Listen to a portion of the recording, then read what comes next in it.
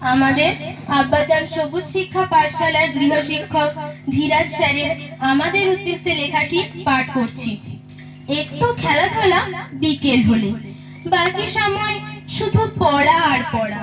তোমাকে যে হতে হবে ভালো ছেলে, সবাই করবে আনন্দ তোমার রেজাল্ট শুনে।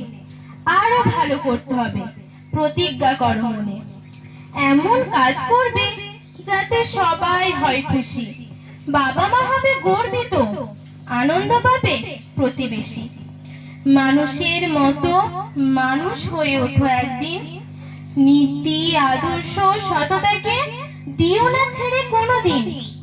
যতদিন শরীরে থাকবে প্রাণ, দেখবে স্বপ্ন, করবে সবুজে সবুজ নিজ জন্মস্থান। কখনো নিজেকে করো না অবহেলা, থাকতে সুস্থ প্রাণচঞ্চল, সঙ্গী করবে গাছপালা।